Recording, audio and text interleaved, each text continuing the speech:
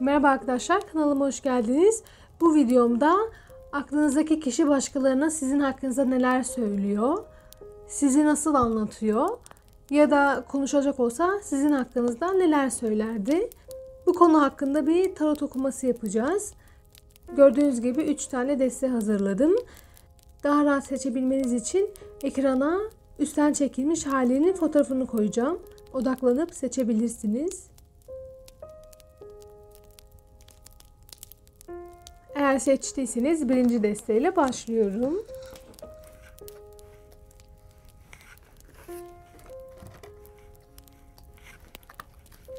Evet, birinci deste açılımına hoş geldin.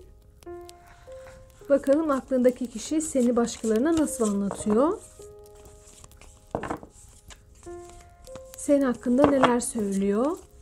Ya da konuşacak olsa, söyleyecek olsa senin hakkında neler söylerdi?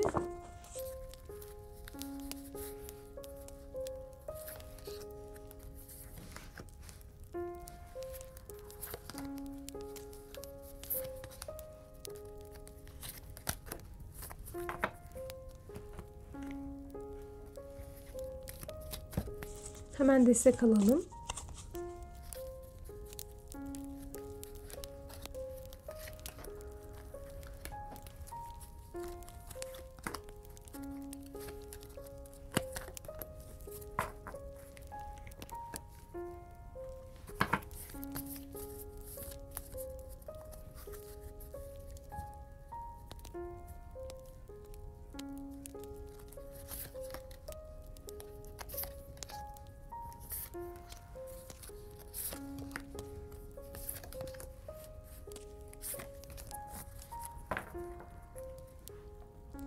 Hemen başlayalım.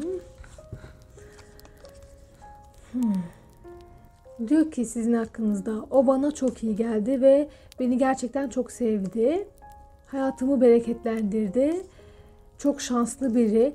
Gittiği her yerde sanki etrafına şansı, bolluğu, bereketi çekiyor. Gittiği yerlere mucize getiriyor. Ve sizi gerçekten çok güzel, çok alımlı, belki çok yakışıklı biri olarak görüyor. Burada kendinden emin, oturuşunda, duruşunda çok vakur olan biri var. Kadın da olsanız, erkek de olsanız sizi bu tipte biri olarak hayal ediyor. Ve gerçekten çok ciddi bir dişil enerji yayıyorsunuz. Eğer erkekseniz de böyle güven veren, bolluk getiren, bereket getiren, huzur veren bir dişil enerji yayıyorsunuz. Diyor ki çok huzur veren, çok iyi gelen biri. Bana gerçekten çok iyi gelmişti. Sizin yanınızda olmak onu şanslı hissettirmiş ve bunu laf arasında bile olsa belli ki söylemiş. Bakın başka ne derdi? O gene kraliçe. Ve gerçekten çok savaşçı, çok güçlü olduğunuzu, engelleri aşmak için gerçekten çabaladığınızı, gerçekten çok cesur olduğunuzu düşünüyor. Şöyle, belli ki sizin savaşçı olduğunuzu düşünüyor. Yani asa nedir? Ateş kraliçesi. Öncelikle sizin çok şanslı, bereketli biri olduğunuzu söylemişti. Şimdi de o çok özgüvenli diyor. Gerçekten sizin çok özgüvenli olduğunuzu düşünüyor. Gene dişil bir enerji yayıyorsunuz onun gözünde. Gerçekten çok çekicisiniz, çok alımlısınız ve çok keyiflisiniz. Burada gerçekten önüne çıkan her zorluğu yenebilen biri var. Çünkü bu kartta diyor ki gücünü toplamak için suyun olduğu bir yere git diyor. Çünkü şöyle düşünün, su aslında elementler arasındaki neredeyse en güçlü olan elementtir. Çok güçlüdür. Ateş çok yakıcı görünür ama su ondan çok daha biçimlendirici bir güce sahiptir. Gerçek anlamda sizin çok güçlü biri olduğunuzdan bahsediyor herkese. Mesela bir olay olduğunda o mu, hemen o gider hemen halleder onu, zaten onu kimse durduramaz. Ya da bir sorun olduğunda bunu hemen halleder. Böyle görüyor, böyle anlatıyor sizi. Sorumluluğunuz varsa bunu hemen yerine getirdiğinizi, görevlerinizi hiç aksatmadığınızı, yapmanız gereken her şeyi yaptığınızı ve bundan da çok keyif aldığınızı söylüyor herkese.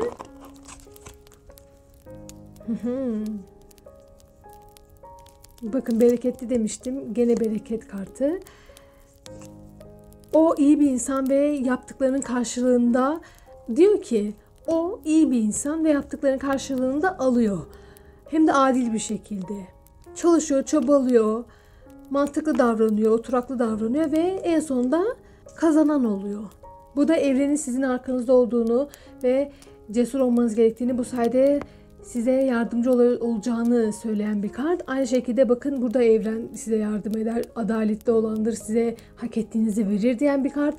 Diyor ki o resmen ektiğini biçiyor. Çabalıyor, en sonunda istediğini elde ediyor. Hem çok bereketlisiniz hem de çok şanslısınız. Sizi öyle görüyor. Ne el atsanız o şeyi büyütüyorsunuz, geliştiriyorsunuz. O şeyin başarılı olması kaçınılmaz oluyor onun gözünde. Ve de öyle söylüyor etrafındakilere. Diyor ki eğer o işte onu yapacaksa o kesin ondan kar sağlar, yani o başarır. Onun elinden her iş gelir. Böyle diyor. Açıkçası sizin hakkınızda çok pozitif konuşuyor şu ana kadar. Bayağı sizi gözünde büyütmüş. Ya da gerçekten böyle birisiniz ve bu çok güzel bir şey. Demek ki gerçekten çok iyi bir karaktere sahipsiniz. Devam edelim. Bazen önünü göremiyor.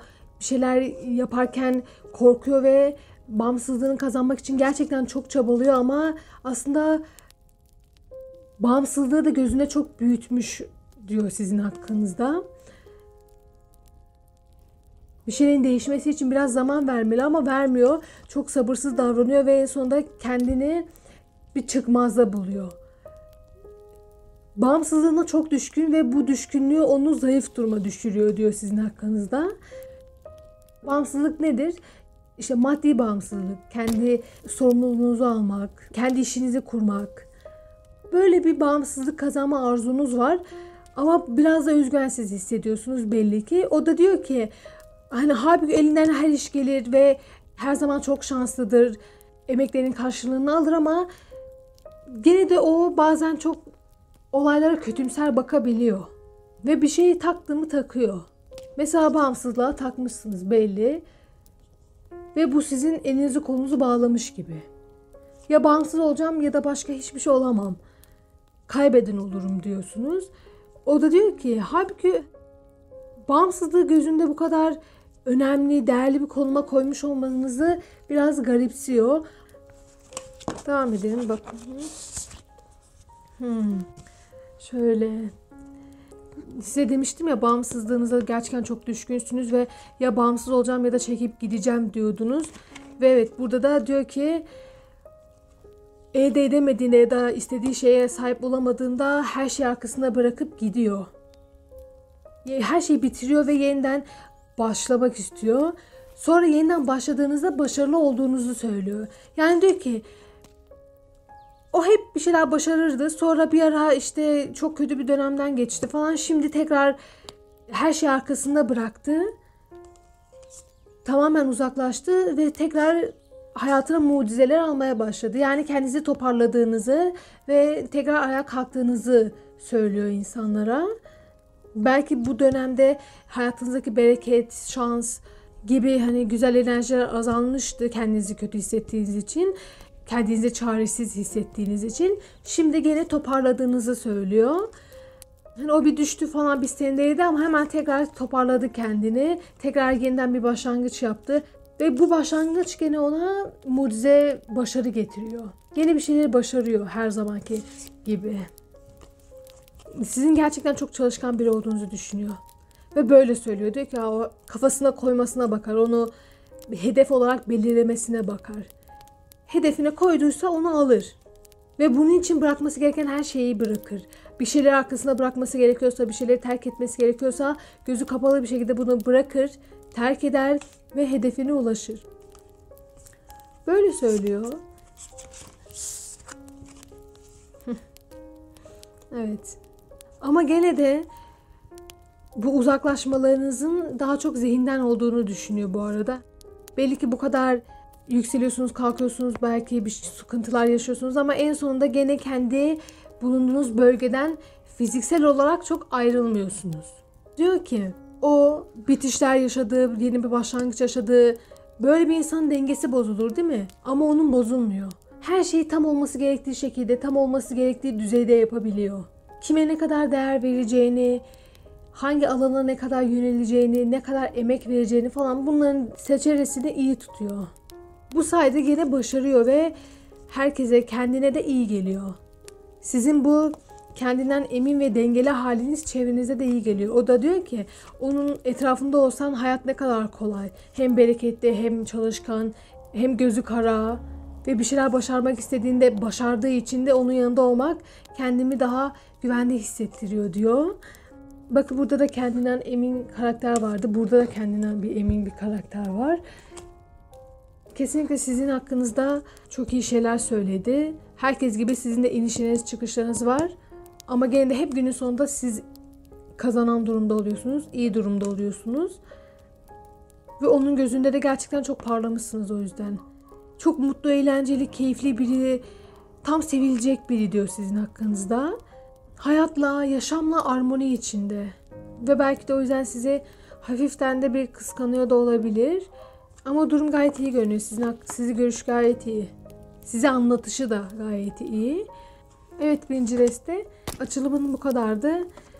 Eğer videomu beğendiysen beğenmeyi ve kanalıma abone olmayı unutma. Yorum yazarsan da çok sevinirim.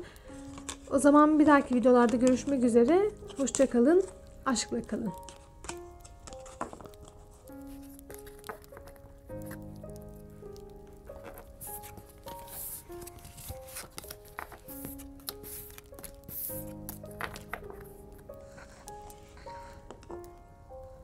Evet, ikinci deste. Açılımına hoş geldin. Bakalım aklındaki kişi seni çevresine nasıl anlatıyor? Senin hakkında neler söylüyor? Ya da bir şey söyleyecek olsaydı senin hakkında ne derdi? Bunlara bakacağız şimdi.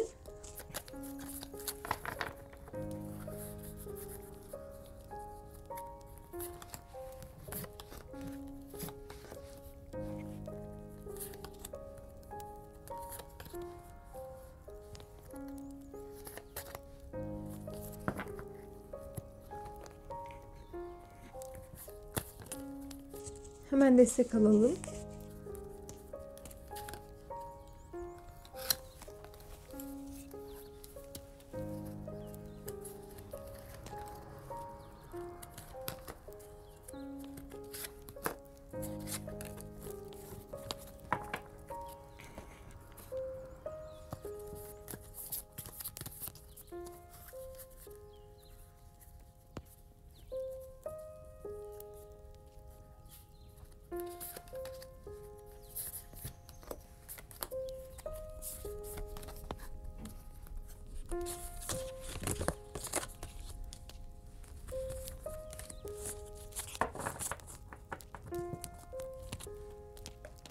Burası çok dağıldı.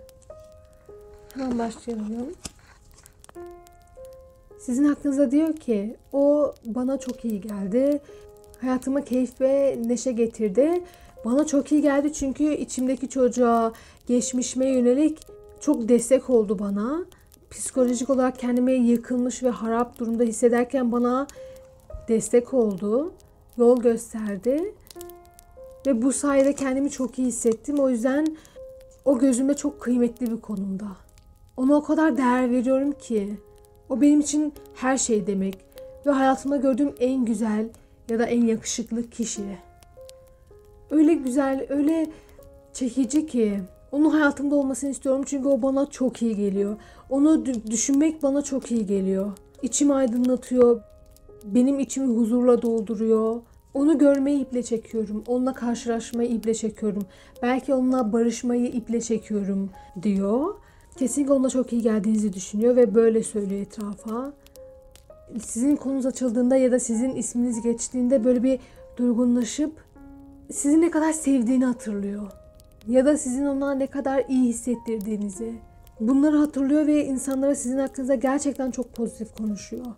Eskiden yaşadığınız anıları hatırlayarak hüzünleniyor, duygusallaşıyor ve insanlara o gerçekten çok kıymetli biriydi diyor. Benim gözümde çok değerliydi. Onunla olmak dünyama çiçek açtırıyordu. Bana çok iyi geliyordu. Burada bir çok hoş, bir tatlı bir sevgi enerjisi hissettim. Bakalım devamında da var mı? Sizden yoksun kalmış. Evet. Diyor ki beni bıraktı ve gitti. Ondan çok ciddi anlamda yoksun kaldım. beni bıraktı ve kendi işini kendi halletmeye başladı. Kendi ayakları üzerinde durmaya başladı. Artık bana ihtiyacı yok. İhtiyacı olduğunda başkalarından da yardım isteyebiliyor. Artık bana muhtaç değil. Beni bırakıp gitti ve gerçekten çok üzüldüm. Şu an içime çok hüzünlü bir his geldi. Bu kişi bayağı özlüyor gibi görünüyor. Size anlatırken içi gidiyor. Ve sizin şu an kendi ayakları üzerinizde durduğunuzu ve kesinlikle başkalarıyla muhatap olduğunuzu, kendi çevrenizi oluşturduğunuzu, kendi dünyanızda keyifli bir şekilde yaşadığınızı düşünüyor. Bunlardan bahsediyor, artık bensiz çok daha rahat ve mutlu diyor. Onu bırakmışsınız çok net. Ve sizin onu bırakmanızdan dolayı çok acı çekiyor. Sizin onsuz kesinlikle daha iyi durumda olduğunuzu düşünüyor. Ve bu ona gerçekten çok acı veriyor.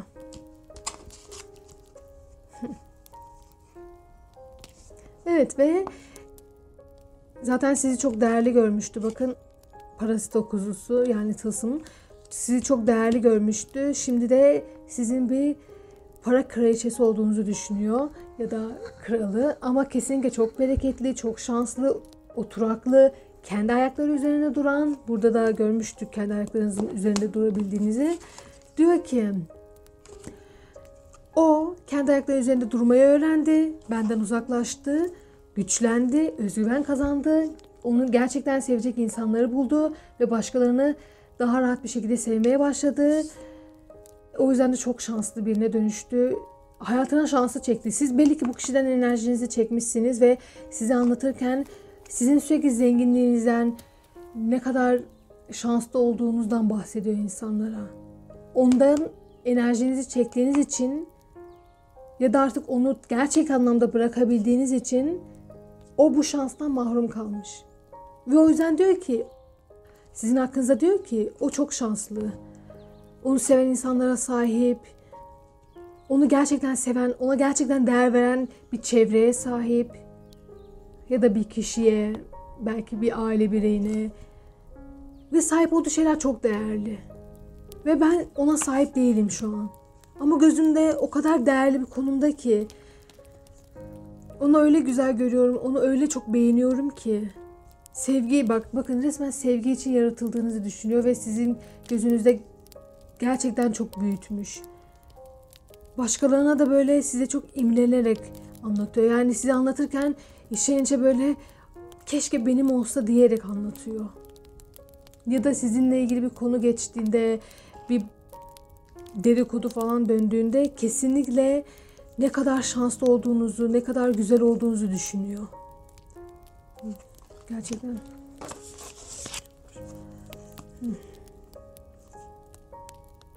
Ve artık olayların gerçek yönünü görmeye başladığınızı, normalde olan olaylara farklı bir gözden bakabilmeye başladığınızı ve bu sayede insanların fark etmediği derin detayları, spiritüel alanları, enerjileri anlamaya başladığınızı düşünüyor. Gerçekten değiştiğinizi düşünüyor. Diyor ki o bambaşka birine dönüştü. Daha farklı davranıyor. Sınırlar koyuyor. Artık ona zarar veren hiç kimseyi etrafında tutmuyor. Ona destek olan, onu iyileştiren insanları çevresine toplamaya başladı. Benden uzaklaştı, farklı birine dönüştü. Tanıdığım kişiden çok daha farklı birine dönüştü ve bu belki bir döngünüz vardı. Hep hata yaptığınız, zarar gördüğünüz ve enerjinizi hep başkasına çaldırdığınız bir döngü vardı. Şimdi o döngüden çıktığınızı düşünüyor ve diyor ki o çok değişti. Hayır, siz sadece ona enerji çaldırmayı bıraktınız. Ama onun gözünde siz çok değiştiniz. Bambaşka birine dönüştünüz. Kendinizi fark etmeye başladınız. Değişmeye başladınız. Ve bu size gerçekten çok iyi geldi. Çünkü kendinizi fark ettikçe sağlıklı sınırlar koyabildiniz. Kendi içsel gücünüzü fark ettikçe başkalarıyla, size zarar verenlerle sağlıklı sınırlar koymaya başladınız. Ve tabii ki de bu size çok iyi geldi ama aklınızdaki kişi için o kadar da iyi değil. O sizin çok değiştiğinizi ve ondan çok uzaklaştığınızı düşünüyor. Devam edelim. Ve aykırı olan her şeyi deneyimlemeye başladığınızı söylüyor. Diyor ki ondan hiç beklemezdim ama gitmiş şuralara gitmiş. Normalde asla cesaret edemeyeceği şeyleri yapmış. Normalde çok ayıplanacak şeyler yapmış ama bu kötü değil. Sadece bulunduğunuz durumdan aykırı davranmışsınız.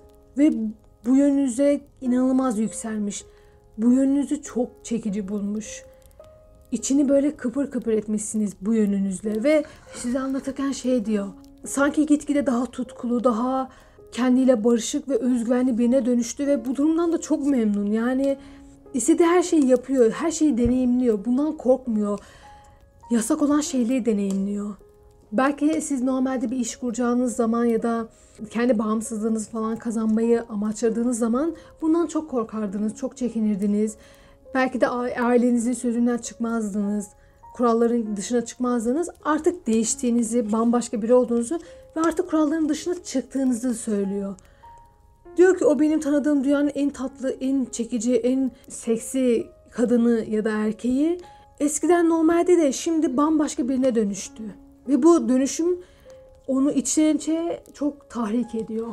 Her şeyi deneyimleyebiliyor olmanızdan çok hoşlanıyor ve aslında bunu büyük ihtimalle size söylemiyor. Bunu bastırıyor. Belki arkadaşlarının etrafında da söylemek istediği şey budur ama söyleyemiyordur. Diyor ki ona o kadar çekiliyorum ki, onu o kadar arzuluyorum ki bu farklı oluşu, artık tahmin edilemez biri oluşu beni inanılmaz tatmin ediyor.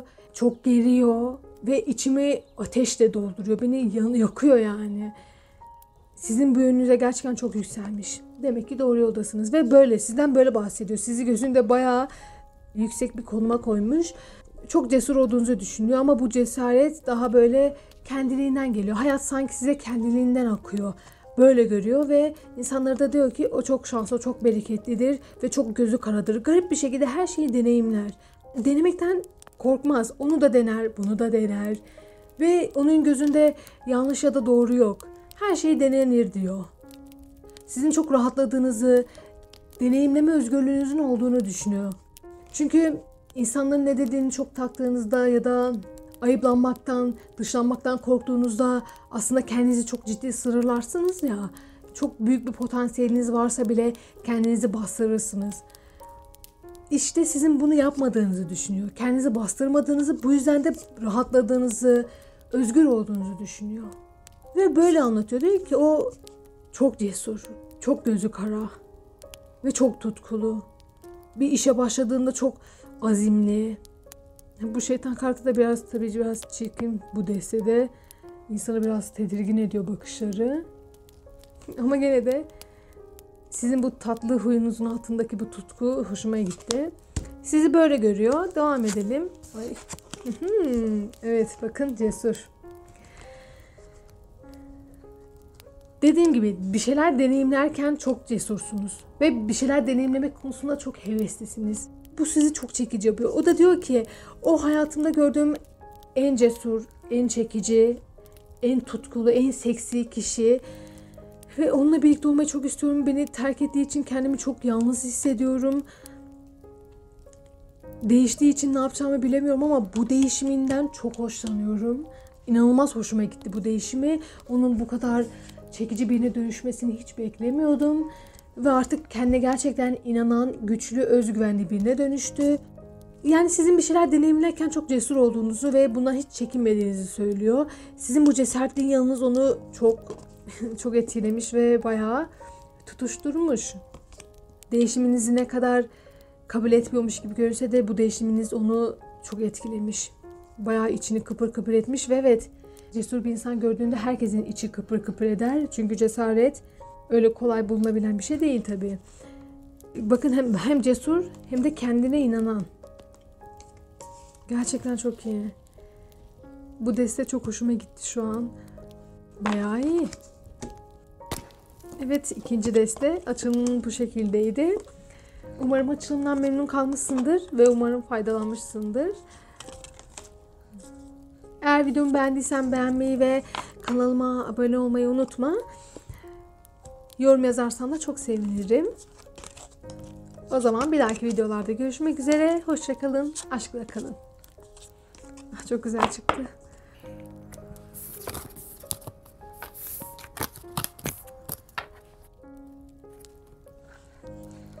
Evet, üçüncü deste.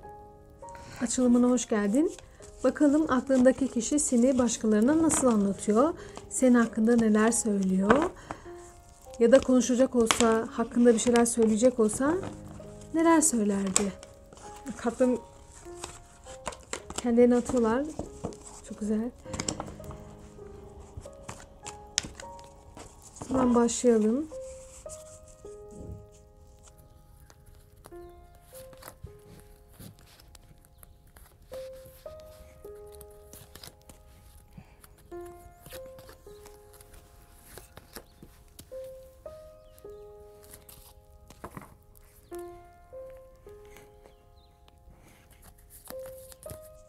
Hemen destek alalım.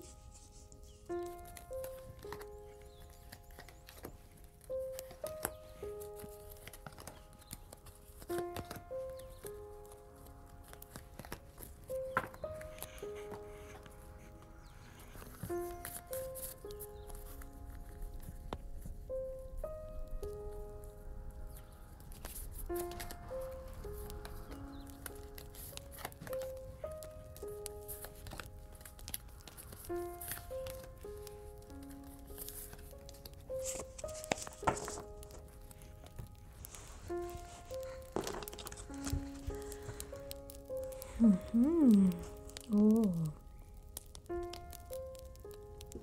Sizin hakkınızda başkalarına şöyle söylüyor. Diyor ki o elinden çok fazla iş gelen, girişimci, bir şeyler başarmak konusunda çok içsel bir güce sahip olan, içsel bir bilgiliğe sahip olan biri ve yaptığı hiçbir şeyden de pişmanlık duymaz. Her zaman çok dediğim dedik bilgisinden emin, kendinden emin biridir. Asla doğrularından şaşmaz. Yeni şeyler deneme konusunda heveslidir ama gene de kendi bildiğini okur. Çünkü kendine çok güvenir. Bakın 2 tane bilge, kendine gerçekten güvenen kart. Çok girişken olduğunuzu düşünüyor. Ve böyle anlatıyor yani. Bir şey yaptı mı asla onun yaptığı şeyden dolayı pişman olduğunu görmedim diyor. Başarısız olsanız bile pişmanlık duymuyorsunuz. Diyorsunuz ki her başarı bir tecrübedir. En azından denedim. Sizin böyle şeyler söylediğinizi söylüyor. Diyor ki o kendinden çok emin. Çok fazla biliyor, çok fazla bilmiş. Kendine çok güveniyor. Kendinize güvenmiyorsanız bile sizi böyle algılamış. Ama kesinlikle özgüvenli biri olduğunuzu düşünüyor. Öyle olmasanız bile öyle olduğunuzu düşünüyor ki bu iyi bir şeydir. Sizin onu terk ettiğinizi, onu artık bıraktığınızı düşünüyor ve içten içe şey diyor. Ya ben biliyorum o bana geri dönecek, bunu biliyorum diyor ve bu inancını inatla sürdürmeye devam ediyor. Şöyle anlatıyor sizi. Diyor ki yani o çok ne yaptığını bilen biridir. Beni terk etti ama ben inanıyorum ki geri dönecek. Beni bıraktı ya da bazı konularınız vardı. Asla bırakmayacağınızı düşündüğü konularınız. Onları bıraktığınızı düşünüyor ve bu durum onu çok şaşırtmış. Gene de içten içe diyor ki ya o geri döner ya hani pes eder. Gerçi bir yanımda hata yapsa bile bundan dolayı pişmanlık duymayacağını biliyor ama hani diğer yanımda yok belki pişman olur, belki karar değiştirir diye düşünüyor. Yani sizin hakkınızda biraz ikilemde kalmış ve sizden bahsederken o çok iyi kalpli biridir. Öyle bana kıyamaz ya da çok vicdanlı biridir. Öyle acımasız davranamaz, direkt dönüp gidemez diyor. Ama içten içe de yapabilir yani. Hiç öyle beklediğim gibi de davranmayabilir. Sonuçta çok gözü kara biri diye düşünüyor. Ve sizin onu ya da size zarar veren, sizi aşağı çeken konuyu terk ettiğiniz için hayatınızda çok iyi şeylerin meydana geldiğini söylüyor. Sanki artık daha büyük bir inançla hayata atılmaya başladı. Bir şeyler başarmaya başladı ve sanki bunu bir şeyler arkasında bırakabildiği için yapıyor. Ve bu şey ben de olabilirim yani. Yani aklınızdaki kişi olabilir. Artık kendine daha çok inanıyor. Bir şeyler başaracağına dair kendi içsel özgüveni daha çok yükselmiş. Sanki yeterince yüksek değilmiş gibi. Resmen beni bırakmak ona iyi gelmiş. Ama ben iyi miyim? Orası tartışılır. Öyle diyor. Devam edelim. Ve size olan hislerinden bahsediyor. Başkalarına diyor ki ben ondan çok hoşlanıyorum. Yani belki ona kötü davrandım, belki ona ihanet ettim, belki onu sırtından bıçakladım ya da ona hiç istediği şekilde davranmadım.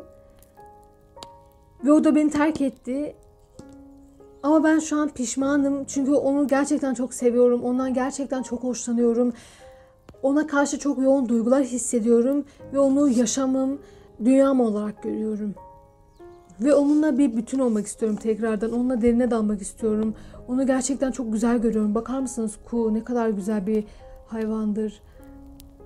Sizi gerçekten çok güzel görüyor ve bu çok hissel bir güzel görme. Yani şöyle, birine aşık olduğunuzda onun güzelliği böyle gözünüzde kat kat artar ya. Belki normal biridir, belki ortalama biridir ama sevdiğiniz için gözünüzde çok büyür ya güzelliği, çekiciliği. İşte o da diyor ki o öyle güzel, öyle çekici biri ki benim gözümde. Hayatımda gördüğüm en güzel şey ve onun içine dalmak istiyorum. Onunla bir bütün olmak istiyorum. Onunla dünyamı birleştirmek istiyorum. Çünkü ona karşı çok dolu doluyum. Ona çok yoğun hisler hissediyorum. Ona içim gidiyor. Onunla gerçekten bir bütün olmak istiyorum. Beraber bir dünya kuralım istiyorum. Benim için gerçekten çok değerli diyor. Çok kıymetli. Ama o beni beklemekten yoruldu. Ona sevgi vermemi, ona karşı duygularımı söylememi ya da ona bir özürle gitmemi beklemekten artık illallah etti. Bunu biliyorum ve benden uzaklaşıyor. Kendi bağımsızlığını kazanmaya çalışıyor. Burada da görmüştük uzaklaşmayı. Sizin gerçek sevgiyi aradığınızı ve gerçek sevgiyi de bağımsızlıkta bulabileceğinizi, bağımsız olursanız kendinizi gerçekten sevebileceğinizi fark etmeye başladığınızı söylüyor. Diyor ki o artık beni beklemeyi bıraktı ve kendine odaklandı. Kendine odaklandığı için gerçek sevgiyi kendi içinde bulmaya başladı. Ve bu hiç işime gelmiyor. Ama o gene kendi bildiğini okuyor. Gene sanki yeterince özgüvenli değilmiş ya da yeterince kendi hayatını kontrol etmek konusunda iyi değilmiş gibi bir de ciddi bağımsızlığını kazanmaya çalışıyor şimdi de. Öyle diyor. Ondan gerçekten çok hoşlanıyorum. Onu gerçekten çok seviyorum. Ve onu dört gözle bekliyorum. Ama o bağımsızlığını kazanmakla meşgul. Kendine odaklanmış, kendi değerlerine, kendi rahatına, kendi dünyasına odaklanmış durumda. Ve ben onu beklemekten artık gerçekten çok yoruldum. Onu arzulamaktan artık çok yoruldum. Onu çok arzuluyorum. Onu çok güzel görüyorum. Gerçekten gözüme çok kıymetli bir yere sahip. Ama işte daha ne kadar bekleyeceğim bilmiyorum. O bu kadar kendinden emin ve güçlü biriyken ona gitmek beni biraz tedirgin de ediyor. Ona ciddi bir adımla gitmek beni tedirgin ediyor. Ve ne yapacağımı bilemiyorum diyor. Ama size gelmek istiyor. Diyor ki o gerçekten çok değerli biri. Hani hem ona karşı çok yoğun duygular hissediyorum hem de onu gözümde çok kıymetli bir noktaya koydum. Gerçekten çok kıymetli, çok değerli biri. Ama ne yapacağımı bilemiyorum. O yüzden de sessiz kalıyorum. Ve artık biraz uzaklaşmam gerektiğini düşünüyorum. O da benden uzaklaştı diyor aynı zamanda. Ne kadar değerli olduğunu anladı. Ve şimdi hem bağımsızlığını kazanıyor hem de benden uzaklaşıyor. Uzağa gitti, sessizleşti. Kendi içine yöneldi, ciddi anlamda mola verdi. Dinlenmeye çekildi. Kendi değerini anladı ve bunu belki de sindiriyor diyor. Bu beni çok tedirgin ediyor çünkü beni bırakıp gitmek konusunda daha özgüvenli olabilir. Bana hiç dönmeyebilir diyor. Ve bu arada sizin çok duygusal biri olduğunuzdan da bahsediyor. Yani o çok bilir, böyle kendinden emindir falan ama aynı zamanda çok da duygusaldır. Duygularını da gayet yaşar diyor. Yeni bir şeyler denemek üzere, yeni bir şeyler deneyimleyecek. Belki yeni atılımlar yapacak. Gene bakın buradaki büyücü her şeyi buradaki büyücünün çok bir sürü becerisi vardır. Her şeyi deneyimlemek için kendi kabuğuna çekildi. Mola verdi, artık beni umursamıyor. Kendi hayatına odaklandı. Ve ben ne yapacağımı bilemiyorum. Ama gerçekten onu çok çok seviyorum ve onu kendi hayatımda istiyorum. Onu istiyorum çünkü onunla birlikte olmak bana çok iyi geliyordu. Kendi dengemi bulmamı sağlıyordu. Bakın ikisi de bir yerde doğru dengeyi gösterir. Yani sizin hakkınızda diyor ki o çok dengeli biri, o çok doyuma ulaşmış, başarıya ulaşmış biri. Neden? Çünkü kendi bağımsızlığını kazandı. Zaten kendi bildiğinden de şaşmayan biriydi. Ve şimdi yeni fikirlerle, yeni atılımlarla bir şeyler denedi. Duygusal yanını da bastırmadı. Ve şimdi dünyanın en güzel şeyine dönüştü. Erkeğine ya da kadınına dönüştü. Aynı zamanda dünyayla da barış içinde. Artık kendi çevresini de seviyor. Kendisiyle barışmış. Ve doğal olarak çevresiyle de barışmış. Ki biliyorsunuz kendinizle barışmak çok zordur. Gerçekten içinizdeki gerçek kişiyle, eksilerinizle, artılarınızla barışmak gerçekten çok zordur. Ve sizin bunu başardığınızı söylüyor. Diyor ki o resmen Nirvana'ya ulaştı. Hayatla ciddi anlamda dengeyi kurdu. Ne yapması gerektiğini biliyor. Ne yöne gitmesi gerektiğini biliyor. Kendinden gerçekten çok emin ama bu böyle gösterişçi bir eminlik değil. Çok içsel bir eminlik. Çok ruhsal bir denge. Ve gerçekten çok çekici görünüyor o yüzden. Çok inanılmaz güzel görünüyor gözünde. O başıma gelen en güzel şeydi diyor sizin için. O benim için çok kıymetliydi diyor. Sizi bayağı iyi anlatıyor. Hiç öyle kötü bir şey dediğini duymadık. Bayağı iyi. Ama bir de şöyle bir enerji hissettim. Böyle başlarda çok net okuyorken böyle sonlara doğru bir sanki siz kendinizi kapattığınız için o da sizi pek göremiyormuş gibi hissettim.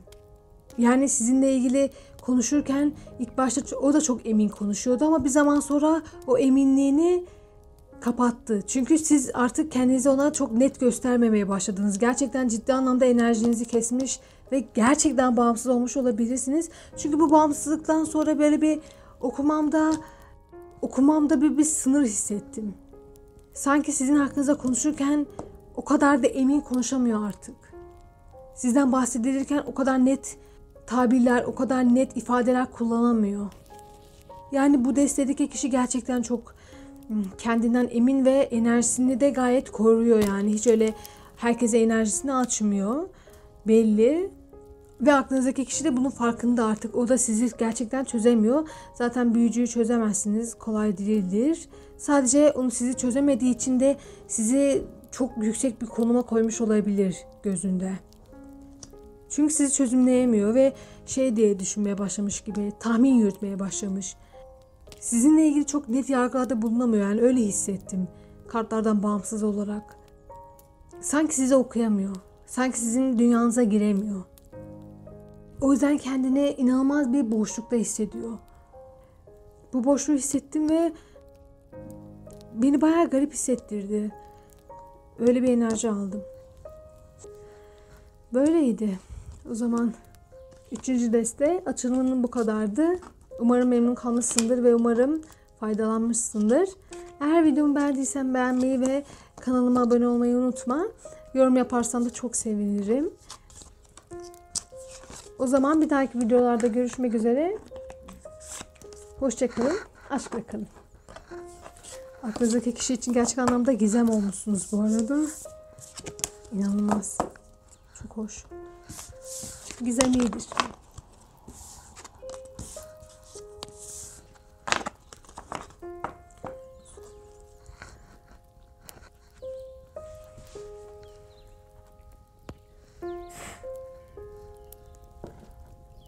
Söndürememişim.